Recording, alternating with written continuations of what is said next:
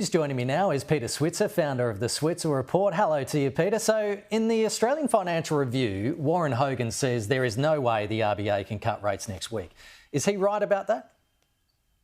Well, he's an economist, I'm an economist, and we don't always agree. And J.K. Galbraith was one of the most famous economists of all time, and he always said, when it comes to economics, the majority is always wrong.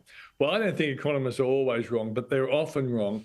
And I think what Warren's done is he's looked at basically old world economics. He looked at last week's retail numbers. He looked at wage movements over a long period of time. And if you put all those together, you can see that, you can see why he's making that argument. But Kenny, another thing Galbraith said, he said, I believe the greatest error in economics is seeing the economy as being stable, as an immutable structure.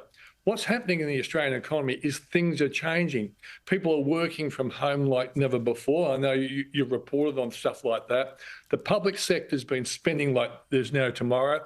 The next government that comes in, whether it be Labor or the coalition, they'll cut back on spending. And then you've got artificial intelligence. Artificial intelligence is going to kill jobs in the future as well. And I think a lot of people are already starting to feel the pain of businesses looking at alternatives to employing people. And then you've got Trump and his tariffs. Last week, Paul Bloxham, the HSBC chief economist, went from being no rate cuts this year to believing February will be a rate cut. And he identified the Trump tariffs. So I think there's a whole lot of things going on in this world of ours that justifies a rate cut. And I'm hoping that the RBA will see it that way next week.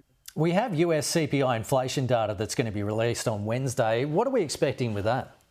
Yeah, well, economists are just guessing with that, Kenny, but I think what they need to see, and they've seen it recently, the inflation numbers have been better than expected. That's what we need to see on Wednesday, a better than expected inflation number.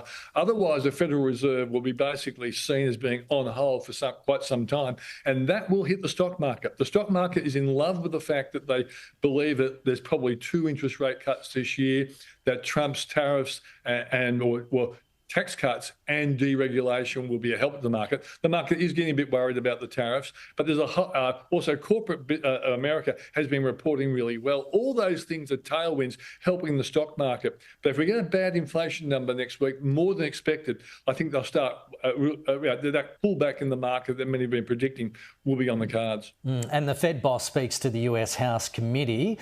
Do we expect that is potentially going to hurt or help the stock market? Like the CPI, it will be it will be either a help or a hurt. And I think he'll probably be very cautious. He'll say that, a large part of the inflation job has been done, but there are still question marks. And remember, Trump has brought confidence.